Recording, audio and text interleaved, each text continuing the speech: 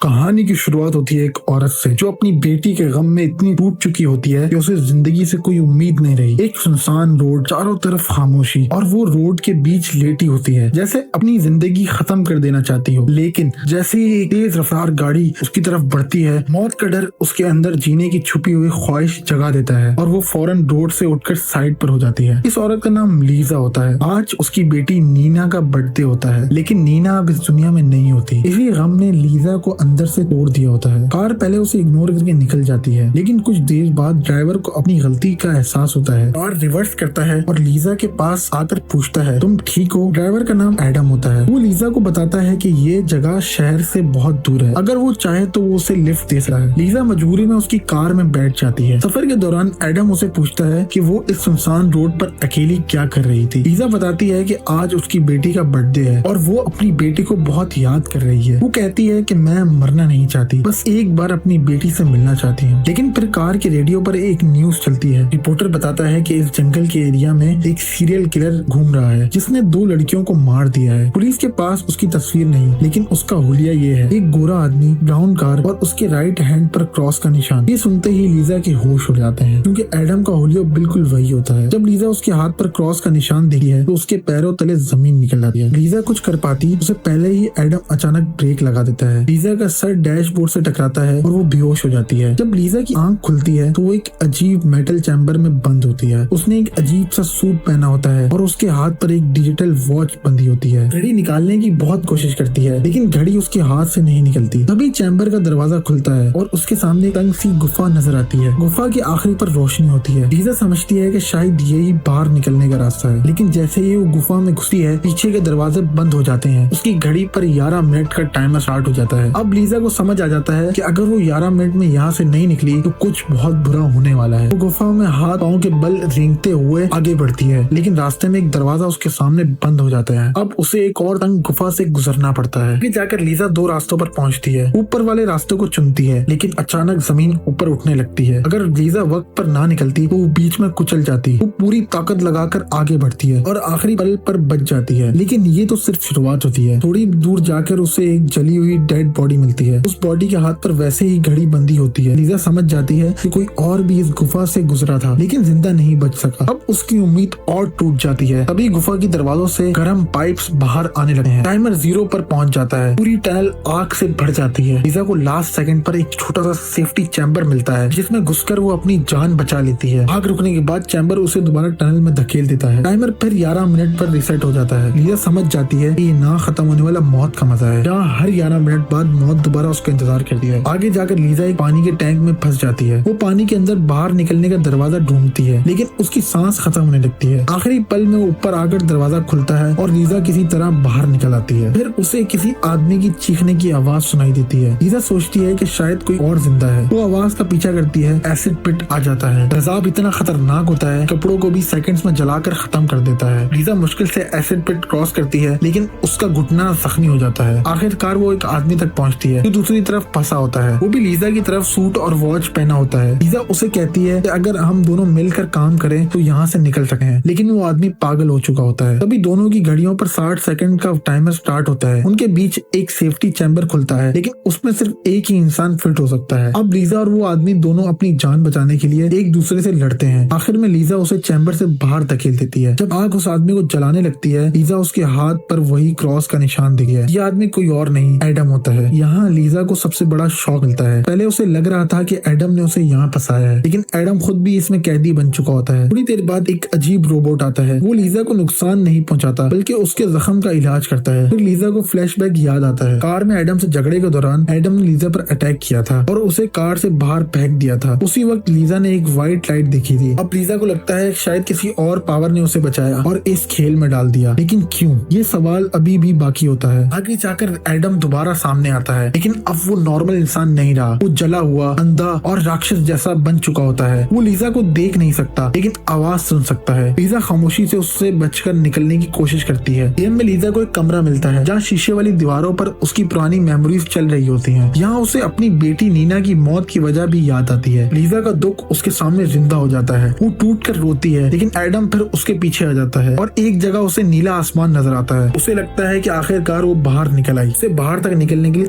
तेज तारों के नीचे से गुजरना पड़ता है। उसकी पीठ जख्मी हो जाती है, खून बहने लगता है, लेकिन लीजा रुकती नहीं, वो आगे बढ़ती रहती है। लेकिन जैसे ही वो बाहर निकलने के करीब होती है, वो दोबारा नीचे गिर जाती है और वहीं पहुंच जाती है जहाँ से उसकी जर्नी स्टार्ट हुई थी। अब लीजा बिल्कुल टूट जाती है। वो रोबोट से कहती है कि ये सब दोबारा मैं नहीं कर सकती, मुझे मरने दो। रोबोट उसकी बात मानकर इंजेक्शन देने लगता है, लेकिन तभी लीजा को एडम के हाथ पर बने सिंबल्स याद आते हैं। लीजा समझ जाती है वो क्रॉस नहीं बल्कि एरोस हैं। ये एरोस गेम का रास्ता सही बताते हैं। लीजा अपनी घड़ी को एसिड में जलाकर हाथ से अलग कर देती है और उसकी कलाई पर वैसे ही सिंबल्स नजर आते हैं। अब लीजा के पास गेम से निकलने का असली मैप होता है। वो सिंबल फॉलो करते हुए सही गुफा चूज करती है, लेकिन एडम फिर उसके पीछे आ जाता है। लीजा कंफ्यूज करने के लिए अपनी घड़ी एक गुफा में फेंक देती है। एडम वॉच की आवाज सुन के पीछा करता है, लेकिन फिर लीजा को पता चलता है जिस गुफा में एडम गया है वही सही रास्ता है। मजबूरी में लीजा भी उसी गुफा में जाती है। वहाँ वो चुपके से अपनी घड़ी उठा लेती है, लेकिन अलार्म बज जाता है। एडम उसकी आवाज सुन लेता है और अटैक कर देता है। दोनों में बहुत खूनी लड़ाई होती है। आखिर में लीजा चैम्बर की घूमने वाली दीवारों का फायदा उठाती है और एडम का खात्मा हो जाता है। अब लीजा आखिरी पॉइंट पर पहुंचती है। उसके सामने दो रास्ते होते हैं। सिंबल के मुताबिक सीधी गुफा सही होती है, लेकिन उल्टी गुफा से अचानक एक लड़की बाहर आती है। वो लड़की नीना होती है, लीजा की बेटी। लीजा अपनी बेटी को देखकर टूट जाती है। नीना कहती है मुझे फिर से अकेला मत छोड़ना। लीजा का दिल चाह रहा होता है तो वो अपनी बेटी के साथ चली जाए। फिर वो समझ जाती है ये उसका आखिरी पड़ाव है। नीना पहले ही मर चुकी है और लीजा को अपनी गलती और मोहब्बत के बीच सही फैसला लेना होगा। लीजा रोते हुए नीना को छोड़कर सीधी गुफा में चली जाती है। आखिरी गुफा में उसे खुला आसमान दिखाई देता है, लेकिन रास्ते में 3 तेजधारी ब्लेड होते हैं। पहला ब्लेड 4 सेकंड में, दूसरा 3 सेकंड में, तीसरा सिर्फ 2 सेकंड में नीचे आता है। लीजा वक्त समझकर पहले 2 ब्लेड क्रॉस कर लेती है। तीसरा ब्लेड क्रॉस करते वक्त उसके पाँव बुरी तरह जख्मी हो जाता है, लेकिन वो फिर भी नहीं रुकती। आखिरकार वो बाहर तक पहुंच जाती है, लेकिन जैसे ही वो बाहर निकलने के लिए हाथ बढ़ाती है, उसका हाथ एक स्क्रीन से टकराता है। तो आसमान में वो देख रही थी वो असली नहीं, सिर्फ एक वीडियो था। लीजा टूट कर हंसने लगती है। मैंने वो सब किया जो मुझसे कहा गया था। अब वो मौत का इंतजार करने लगती है। गर्म पाइप्स बाहर आते हैं, लेकिन इस बार आग नहीं निकलती। गुफा का ऊपर वाला हिस्सा खुलता है। एक तेज रोशनी लीजा पर पड़ती है और लीजा का जिस्म हवा में उठकर उस रोशनी में समा जाता है। जब लीजा की आंख खुलती है तो वो एक खूबसूरत जगह पर होती है। वहाँ पानी का झरना होता है, सुकून होता है और सबसे बड़ी बात वहाँ नीना भी होती है। लीजा पूछती है क्या मैं मर चुकी हूँ? नीना जवाब देती है तुम्हारा जिस्म एक बार नहीं कई बार मर चुका है। लीजा पूछती है अब मुझे क्या करना है? नीना कहती है अब तुम्हें सिर्फ जीना है। यहाँ फिल्म का असली ट्विस्ट सामने आता है। लीजा को एडम ने कार में ही मार दिया था। गेम से लीजा गुजरी